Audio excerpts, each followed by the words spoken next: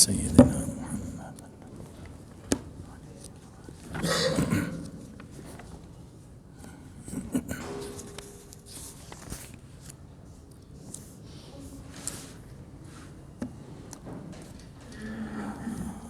الحمد لله وكفى وسلام على عباده الذين اصطفى لا سيما على سيد الرسل وخاتم الأنبياء وعلى آله وصحبه نجوم الهدى. أما بعد فأعوذ بالله من الشيطان الرجيم. بسم الله الرحمن الرحيم.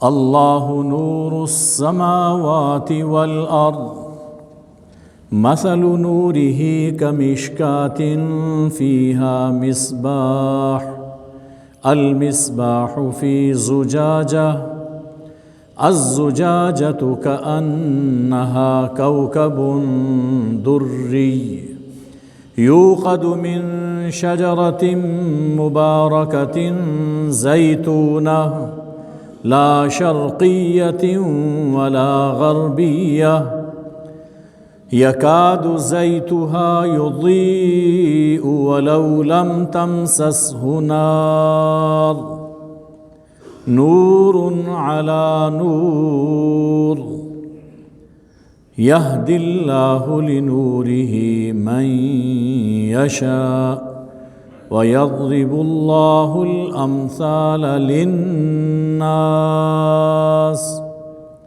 والله بكل شيء عليم.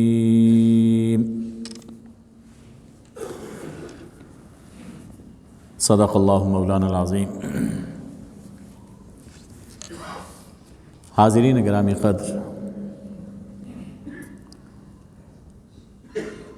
ہم اس وقت اللہ کے گھر میں بیٹھے ہیں.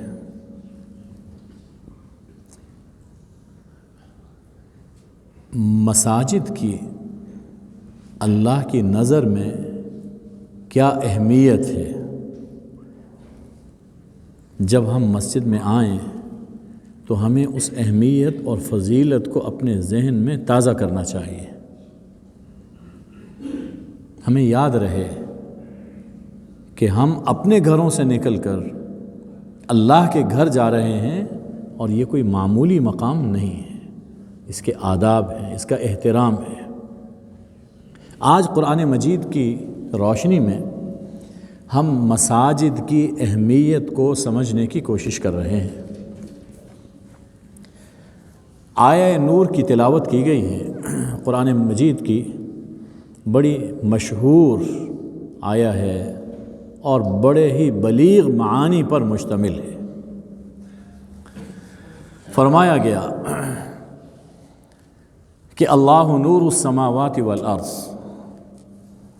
اللہ آسمانوں اور زمین کا نور ہے. اللہ آسمانوں اور زمین کا نور ہے. سب سے پہلی بات، نور کا لفظ جب ہم سنتے ہیں تو ذہن میں اس لائٹ کا ایک تصور آتا ہے. سورج کی لائٹ ہے، چاند کی لائٹ ہے، یا جو لائٹس اس وقت جل رہی ہیں، یہ ایک تصور ذہن میں آتا ہے. اللہ کا نور وہ اس سے بلند و بالا ہے. جیسے قرآن مجید میں فرمایا گیا کہ ان اللہ کان سمیعا بصیرا، اللہ سننے والا، دیکھنے والا ہے. اب ہم سنتے ہیں کانوں سے، دیکھتے ہیں آنکھوں سے، لیکن اللہ کا سننا، اللہ کا دیکھنا کانوں اور آنکھوں کا محتاج نہیں ہے، وہ اس سے بالا و برتر ہے. اسی طرح پر اللہ کی صفت نور، اس کو بھی ہم ممکنات پر قیاس نہیں کر سکتے، اس کی خاص شان ہے. چنانچہ اس دنیا میں جو کچھ موجود ہے سب اسی نور کا پرتو ہے۔ نور وجود، نور نمود، نور بصیرت و بصارت، ظاہری اور باطنی روشنی، نور ہدایت و معرفت، حسن و جمال، فضل و کمال، کائنات میں جہاں بھی ہے سب اسی کی ذات جمال و کمال کا ایک پرتو ہے،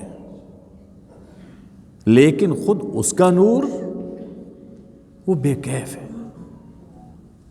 اس کو ہم کسی اور نور پر قیاس نہیں کر سکتے۔ اس کا ایک منظر قیامت میں نظر آئے گا، اور قرآن مجید ہی نے فرمایا وَأَشْرَقَتِ الْأَرْضُ بِنُورِ رَبِّهَا، سورہ الزمر۔ قیامت کے دن اللہ جل شانہ اپنی شایان شان نزول اجلال فرمائیں گے، اپنی شایان شان۔ ایسا نہیں ہے کہ جیسے ایک انسان اوپر ہے اور نیچے اترتا ہے یا نیچے سے اوپر چڑھتا ہے، اللہ اس سے پاک ہے۔ اپنی شایان شان وہ نزول اجلال فرمائیں گے، اور اس وقت زمین محشر اللہ کی تجلی اور نور بے کیف سے چمک اٹھے گی۔ اشرقت الارض، قیامت میں وہ ایک منظر کھل کر سامنے آ جائے گا۔ تو جو کچھ بھی اس کائنات میں ہے سب اسی نور کا پرتو ہے۔ اس کے بعد اللہ تعالیٰ نے ایک مثال ارشاد فرمائی، بڑی ہی عجیب اور پرنور مثال ہے کہ اللہ کا یہ نور جب کسی کو حاصل ہوتا ہے، اللہ کا یہ نور جب کسی دل میں وارد ہوتا ہے تو اس کی کیفیت کیا ہو جاتی ہے۔ فرمایا کہ مثل نورہ کمشکات فیہا مصباح، اس کے نور کی مثال جیسے ایک طاق ہے، نیچ۔ پرانی زمانے میں آپ نے مسجدوں میں دیکھا ہوگا، دیواروں میں طاق بنے ہوتے تھے اور اس میں دیے رکھے جاتے تھے، اور طاق میں ہونے کی وجہ سے روشنی کا انعکاس زیادہ ہوتا تھا۔ تو فرمایا کہ جیسے ایک طاق ہے، اس طاق میں ایک چراغ ہے، اور چراغ بھی ایسے رکھا ہوا نہیں ہے، المصباح فی زجاجہ، وہ چراغ ایک گلاس میں ہے، ایک لیمپ میں ہے، قندیل میں ہے، اور الزجاجۃ کأنہا کوکب دری، اور وہ گلاس، وہ لیمپ، قندیل اتنا روشن ہے، اتنا صاف، جیسے چمکتا ستارہ، بریلینٹ سٹار، چمکدار ستارہ۔ اب تصور کیجئے طاق، اس میں چراغ، اور چراغ ایک لیمپ میں، اور اس کا شیشہ اتنا صاف شفاف کہ جیسے چمکتا ستارہ ہوتا ہے۔ اب ایک چیز اور چاہیے چراغ کے لیے، تبھی جلے گا جب کہ اس میں تیل ہوگا۔ تو اس میں تیل کہاں سے فراہم کیا جا رہا ہے؟ یوقد من شجرۃ مبارکہ زیتونہ لا شرقیۃ ولا غربیہ، اسے ایک بابرکت درخت زیتون سے تیل دیا جا رہا ہے۔ زیتون کا تیل، اولیو آئل، وہ اس میں ڈالا گیا ہے۔ اب ہم دیکھتے ہیں کہ اولیو آئل کی کئی کوالٹیز ہوتی ہیں، اور یہ ایک ایسے زیتون کے درخت سے تیل لیا گیا ہے لا شرقیۃ ولا غربیہ، جو نہ شرقی سمت ہے نہ غربی سمت ہے، بالکل ایک کھلے میدان کے اندر ہے، کہ جس میں مسلسل دھوپ پڑ رہی ہے صبح سے شام تک، ایسا درخت زیتون کا، اس کا آئل نہایت ہی صاف اور شفاف ہوتا ہے۔ اب اس چراغ میں یہ آئل ڈالا گیا تو چراغ بہت اچھا، چمکتے ستارے کی طرح اس کا لیمپ، پھر اس میں آئل اس شان کا، یکاد زیتھا یضیء ولو لم تمسسہ النار، ایسے لگتا ہے کہ خواہ آگ اس کو نہ چھوئے، اس کو آگ نہ بھی دکھائی جائے تو یہ تیل چمک اٹھے، اتنا صاف کہ گویا کہ جلنے کے قریب، جل جائے گا، خود ہی جل جائے گا۔ اور پھر جب آگ اسے دکھائی جاتی ہے، اب تصور کیجئے کہ اس وقت اس کی روشنی کتنی صاف شفاف اور کتنی دور تک جا رہی ہے۔ ایسا چراغ، نور علی نور، وہ پہلے ہی روشن ہونے کے قریب، اور جب اسے روشنی دکھائی جائے تو گویا کہ نور پر نور ہے، روشنی پر روشنی ہے۔ اللہ جل شانہ یہ مثال ارشاد فرما رہے ہیں ایک مومن کے لیے، کہ مومن جس کی فطرت سلیم ہوتی ہے، جس کا دل سلیم ہے، اس میں پہلے سے حسن استعداد پہلے سے موجود ہے، اس کی فطرت قبول حق کی طرف پہلے سے مائل ہے، یہ ایک نور ہے، فطری نور ہے۔ اور جب نور وحی اور نور قرآن اس کے ساتھ مس کرتا ہے، وہ نور علی نور ہو جاتا ہے۔ اس مومن کا دل ایسا چمک اٹھتا ہے کہ اس کی شخصیت نورانی بن جاتی ہے، وہ شخص معاشرے کے لیے ایک روشن چراغ ہو جاتا ہے، جس سے معاشرہ ہدایت پاتا ہے۔ استعداد تو پہلے سے موجود تھی، اللہ کی وحی آئی، قرآن آیا تو اس کی فطرت نے فوراً اس کو قبول کر لیا، وہ چمک اٹھا، ایک چمکتا ستارہ ہے۔ یہ ہے ایک مومن کا حال، قرآن قبول کرنے کے، وحی کی پیروی کرنے سے۔ اب اس کا دل کہیں رکتا نہیں ہے، بلکہ عمل کی شاہراہ پر وہ دوڑتا ہوا چلا جاتا ہے۔ یہ مومن کا حال اللہ نے بیان فرمایا۔ یہ نور جب کسی مومن کو حاصل ہو جاتا ہے، حسن استعداد تو پہلے سے موجود، اب اس کے ساتھ قرآن کا نور، تو پھر ایک خاص کیفیت مومن کے دل میں پیدا ہوتی ہے، مومن کے دل میں ایک خاص کیفیت پیدا ہو جاتی ہے، اور اس کے دل سے ظلمتوں کے بادل چھٹنے لگتے ہیں، تاریکیاں دور ہونے لگتی ہیں۔ اچھا، اب ہم جب تاریکی کا لفظ سنتے ہیں، ظلمت کا لفظ سنتے ہیں، تو وہی اندھیرا ہمارے تصور میں آتا ہے جو رات کو ہوتا ہے، لائٹ جانے کے بعد ہوتا ہے۔ لیکن جیسے نور یہ نہیں ہے جو دنیا میں ہم دیکھتے ہیں، اسی طرح یہاں ظلمت سے مراد بھی وہ نہیں ہے جو رات کو ظلمت آتی ہے۔ کفر اور شرک کی ظلمت ہے، گناہوں کے وسوسوں اور خواہشات کی ظلمت ہے، معصیت اور جہالت کی ظلمت ہے، کینے اور بغض کی ظلمت ہے، حسد کی ظلمت، کبر اور عجب کی ظلمتیں وہ انسان سے دور ہونے لگ جاتی ہیں جب یہ نور انسان کو ملتا ہے۔ اور اس کی جگہ وہ نور، اس کی کیفیت کیا بنتی ہے؟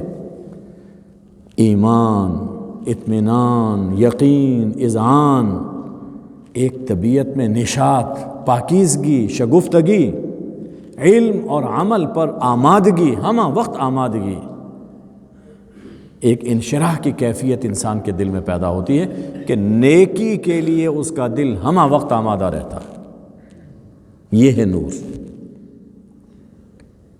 احکام میں تردد نہیں ہوتا، ایسا کیوں ہے، یہ کیوں ہے، نہیں، اللہ نے اور اللہ کے رسول صلی اللہ علیہ وسلم نے جو کچھ فرما دیا عین حق ہے۔ چوں چرا یہ وسوسے دل میں نہیں آتے، نفس دھوکہ نہیں دینے پاتا، حکم سنتا ہے اور عمل پر کمر بستہ ہو جاتا ہے، یعنی وہ لبرل نہیں رہتا ہمارے موجودہ زبان میں۔ یہ جسے روشن خیال کہتے ہیں، وہ ایسا روشن خیال نہیں ہوتا۔ ہاں اب دیکھیے، جب میں نور کی بات کر رہا ہوں تو نور تو روشنی ہے، روشن خیال تو بنے گا، لیکن دیکھیے یہ روشنی دو چیزوں سے حاصل ہوتی ہے۔ روشنی نار سے بھی حاصل ہوتی ہے، روشنی نور سے بھی حاصل ہوتی ہے۔ وہ روشن خیالی جو انسان کو گناہوں کی طرف مائل کرے، جو انسان کو بے دین بنائے، وہ روشن خیالی جو انسان کو وسوسوں میں، شکوک میں ڈالے، وہ روشن، اس روشن خیالی میں روشنی آگ کی ہے۔ اور جو روشن خیالی انسان کو ایمان، اطمینان اور یقین عطا کرے، اس روشن خیالی میں روشنی نور کی روشنی، اس نور کا اللہ ذکر فرما رہا ہے۔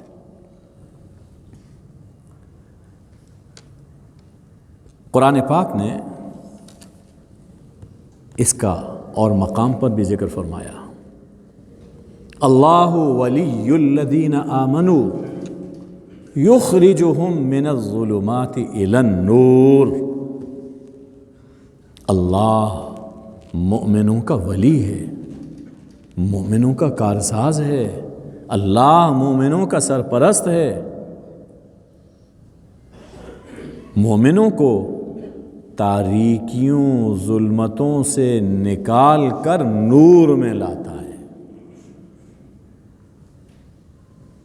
تو یہ ظلمتیں کفر اور شرک کی اور گناہوں کی ظلمتیں، اور نور ایمان کا نور ہے، عمل صالح کا نور۔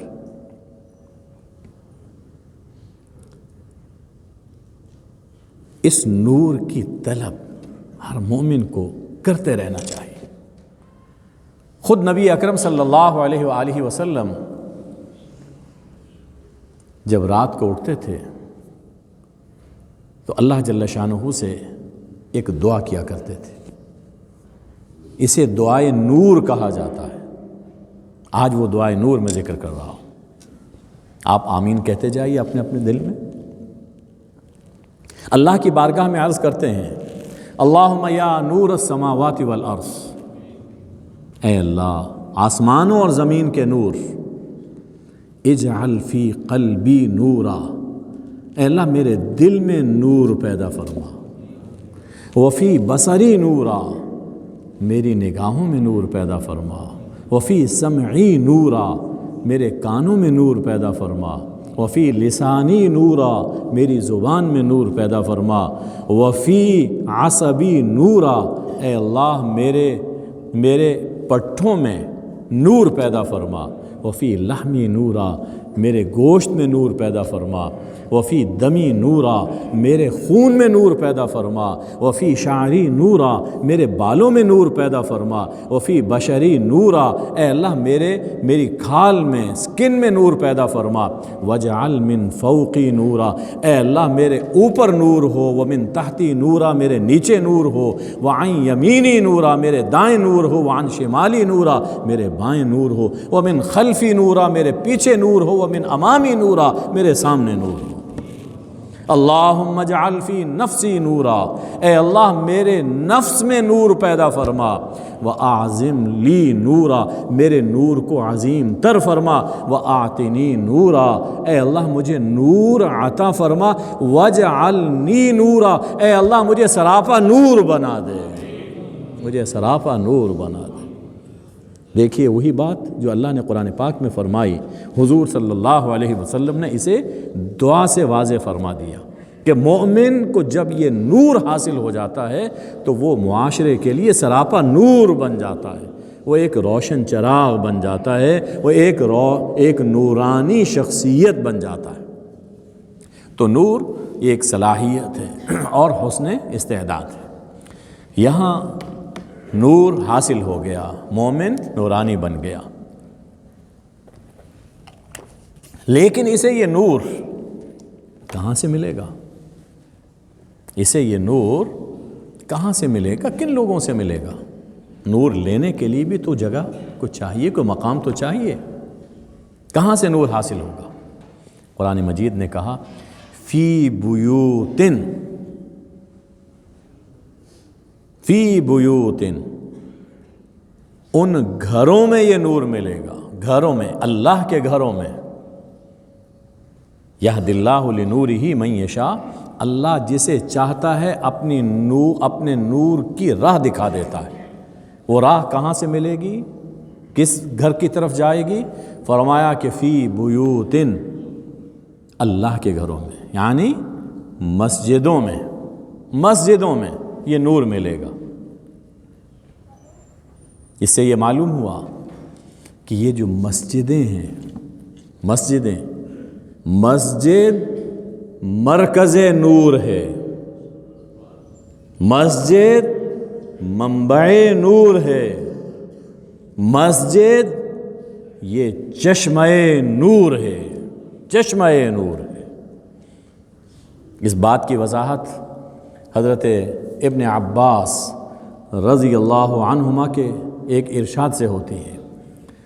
فرماتے ہیں کہ بیوت اللہ فی الارض تضیء لأہل السماء کما تضیء النجوم لأہل الارض۔ یہ مسجدیں، یہ اللہ کے گھر اہل آسمان کے لیے، جو آسمانی مخلوق ہے، انہیں یوں چمکتے ہوئے دکھائی دیتے ہیں جیسے اہل زمین کو آسمان کے ستارے چمکتے ہوئے دکھائی دیتے ہیں۔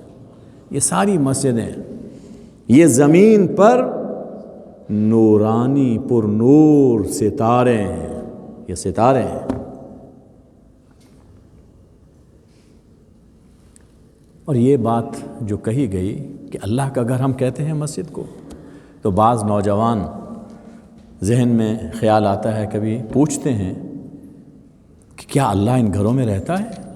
مسجد میں اللہ کیا رہتا ہے؟ نہیں میرے عزیزو، ایسا نہیں ہے۔ اللہ اس گھر میں نہیں رہتا، جیسے ہم اپنے گھروں میں رہتے ہیں ایسے اللہ گھر میں نہیں رہتا۔ اس کو اللہ کا گھر کہا جاتا ہے کہ جب کوئی جگہ اللہ کی عبادت کے لیے، اس کے ذکر کے لیے خاص کر لی جاتی ہے تو پھر وہاں اللہ کی تجلی نور خاص طور پہ پڑتی ہے، کیونکہ اللہ کی نظر رحمت ہوتی ہے اس مقام پر، اس لیے اس کو کہا جاتا ہے کہ یہ اللہ کا گھر ہے۔ سورج چمکتا ہے، سبھی اس سے روشن ہوتے ہیں، لیکن جب سورج کی روشنی آئینے میں پڑتی ہے تو آئینہ دیکھیے کیسے چمکتا ہے۔ اللہ کی رحمت سب جگہوں پر ہے، لیکن جو جگہ مخصوص کر لی جاتی ہے اس کی عبادت کے لیے، اس کے ذکر کے لیے، وہ آئینے کی طرح روشن ہو جاتی ہے، اس لیے اس کو کہا جاتا ہے کہ یہ اللہ کا گھر ہے۔ تو صاحبو، جب مساجد مرکز نور ہے، منبع نور ہیں، اس لیے ہمیں سکھایا گیا، ہمیں تلقین فرمائی گئی کہ اپنے گھر اللہ کے گھر کے قرب و جوار میں بنائیں۔ ابراہیم علیہ السلام نے اللہ کا گھر بنایا، ساتھ ہی اپنا گھر بنایا، قرآن پاک میں ذکر موجود ہے۔ حضور صلی اللہ علیہ وآلہ وسلم نے مسجد نبوی تعمیر کروائی، ساتھ ہی اپنا گھر بنایا۔ ہمیں فرمایا گیا کہ اپنے گھر اللہ کے گھر کے قریب بنائیں، مسجد سے ربط مضبوط رکھیں، ہمارے گھروں کا کنیکشن اللہ کے گھر سے جوڑا رہے۔ اور یہ چونکہ مرکز نور ہے اور ہمارا کنیکشن جڑا رہے گا مسجد سے، تو یہ نور ہمارے گھروں میں بھی آئے گا۔ دیکھیے کنیکشن بہت ضروری ہے۔ کتنی ہی ہمارے پاس پاور کیوں نہ ہو، الیکٹریسٹی کیوں نہ ہو، لیکن اگر تار اس کے ساتھ ہمارے گھر کی جڑی ہوئی نہیں ہے، ہمارے گھر بجلی نہیں آئے گی۔ تار جوڑنا یہ ضروری ہے۔ تو مرکز نور مسجد ہے، اپنے گھر کا تار اس سے جوڑنا ضروری ہے تاکہ یہاں کا نور ہمارے گھروں میں بھی منتقل ہو۔ اور دیکھیے اگر ہم نے اپنے گھر کی تاریں بیہودہ چینل سے اور شیطانی پروگرام سے جوڑی ہوئی ہیں تو ظاہر ہے کہ گھر تاریکی میں ڈوب جائیں گے۔ بظاہر اس میں بڑی دلکشی ہوگی، دل فریبی ہوگی، لیکن انجام اس کا تاریکی ہے، انجام اس کا ظلمت ہے کہ دل، خانہ دل وہ تاریک ہو جائیں گے۔ ظاہر روشن، باطن تاریک۔ اور اگر ہمارے گھروں کے تار مسجد کے ساتھ، مرکز نور کے ساتھ جڑے رہیں گے، تعلق ہمارا قائم رہے گا، ہمارا آنا جانا دن میں 5 مرتبہ رہے گا، تو یہاں کا نور ہمارے گھروں میں بھی منتقل ہوگا اور ہمارے گھر اللہ کے نور سے چمک جائیں گے۔ یہ اہمیت ہے اللہ کی نظر میں ان مسجدوں کی۔ اور اللہ نے مسجد کی تعظیم کے حوالے سے فرمایا، اذن اللہ ان ترفع ویذکر فیہا اسمہ۔ اللہ کا حکم ہے، اللہ کا حکم ہے کہ ان مسجدوں کو بلند کیا جائے، ان کی تعمیر کی جائے، ان کی تطہیر کی جائے۔ تعظیم، تطہیر، تعمیر، یہ اللہ کا حکم ہے۔ مسجدیں بنائی جائیں اور بنا کر پھر چھوڑ نہ دی جائیں۔ مسجد تو بہت خوبصورت بنائی، وہ اقبال کی بات یاد آ گئی کہ مسجد تو بنا دی شب بھر میں، ایمان کی حرارت والوں نے دل اپنا پرانا پاپی ہے، برسوں میں نمازی بن نہ سکا۔ مسجد بہت خوبصورت، سہولتیں بہت، لیکن آنا نہیں ہے مسجد میں۔ اللہ نے فرمایا کہ حکم ہے مسجدیں بنائی جائیں، ان کی تطہیر، تعظیم کی جائے، وَيُذْكَرَ فِيهَا اسْمُهُ، اور اس میں اللہ کا نام لیا جائے، اللہ کے نام کا ذکر کیا جائے۔ یہ ذکر کیسے ہے؟ نماز اللہ کا ذکر، قرآن اللہ کا ذکر، تسبیحات اللہ کا ذکر، دین کی باتیں، دین کی تعلیم، تبلیغ، یہ سب چیزیں اللہ کے ذکر میں شامل ہیں۔ یعنی مسجد کی تعمیر یہ بھی ہے، اور اس تعمیر کے ساتھ مسجد کی جو حقیقی آبادی ہے وہ دین کا کام ہے کہ مسجد میں یہ کام ہونا چاہیے۔ یہ اللہ کا حکم ہے، مسجد کا ادب ہے۔ فرمایا کہ مسجدیں، یہ اللہ کے گھر کیسے ہونے چاہیے؟ اس میں یسبح لہ فیہا بالغدو والآصال رجال، ان مسجدوں میں، ان گھروں میں صبح و شام اس کی تسبیح کرتے رہتے ہیں ایسے مرد، ایسے جوان، لا تلہیہم تجارت ولا بیع عن ذکر اللہ، کہ جنہیں کوئی بڑا بیوپار اور معمولی کاروبار، کوئی بھی دنیاوی مصروفیت انہیں اللہ کے ذکر سے، نماز قائم کرنے سے اور زکوٰۃ دینے سے غافل نہیں کرنے پاتی۔ یعنی مسجدوں میں جب لوگ آ گئے، چونکہ یہ نور کا ایک ماحول ہے، تو یہاں آ کر دل اللہ کے ذکر سے روشن ہوتے ہیں، بیدار ہوتے ہیں، اور نماز اللہ کے حقوق کی ادائیگی، زکوٰۃ اللہ کے بندوں کے حقوق کی ادائیگی، کہ پھر ان کے دل میں یہ احساس پیدا ہوتا ہے کہ ہم اللہ کے بندے ہیں اور اللہ کی مخلوق کے خادم ہیں۔ وہ معاشرے میں یوں جیتے ہیں کہ اللہ کو بھی خوش کرتے ہیں اور اللہ کی مخلوق ان کی بھی دلداری کرتے ہیں۔ یہ ہے مسجد۔ فرمایا دل میں احساس ہوتا ہے، یخافون، ڈرتے رہتے ہیں، یومن، اس دن سے، تتقلب فیہ القلوب والابصار، جس دن دل پلٹیں گے اور نگاہیں پلٹیں گی، نگاہیں الٹیں گی۔ آج جو کچھ انسان سوچتا ہے اسے دکھائی نہیں دیتا، قیامت کے دن وہ اس کے سامنے آ جائے گا، اور جس پر آج یقین نہیں ہے وہ سب واقعہ بن کر انسان کے سامنے آ جائے گا۔ اس دن سے وہ لوگ ڈرتے رہتے ہیں۔ اب یہ تسبیح ہو رہی ہے، عبادت ہے، نماز ہے، یہ سب چیزیں کس لیے ہو رہی ہیں؟ لِيَجْزِيَهُمُ اللَّهُ أَحْسَنَ مَا عَمِلُوا، تاکہ ان کے حسین اور اچھے عملوں کا اللہ انہیں بدلہ دے، اس کی جزا دے۔ وَيَزِيدَهُم مِّن فَضْلِهِ، اور اللہ اپنے فضل سے انہیں مزید عطا کرے۔ یعنی اے اللہ ہم ناتواں ہیں، ہم کمزور ہیں، ہم اتنا ہی کر سکے، لیکن پروردگار تو صرف اتنی ہی جزا نہیں، اپنے فضل سے مزید جزا عطا فرما۔ اور وہ کتنی جزا عطا فرمائے گا؟ واللہ یرزق من یشاء بغیر حساب، اللہ جسے چاہتا ہے بے حساب رزق عطا فرماتا ہے، ظاہری رزق بھی اور باطنی رزق بھی، دنیاوی رزق اور اخروی رزق، جسے چاہتا ہے بے حساب عطا فرماتا ہے۔ اللہ فرما رہا ہے آ کے عمل کرو اور اپنی نیت خالص رکھو، بلند تر رکھو۔ دیکھو اس مسجد میں آنے کی برکت سے میں تمہیں دنیا میں بھی خوشحالی عطا فرماؤں گا اور آخرت میں بھی تمہیں نوازوں گا۔ اللہ مجھے آپ کو مسجد سے اپنا ربط مضبوط رکھنے کی توفیق عطا فرمائے۔ وآخر دعوانا ان الحمد للہ رب العالمین۔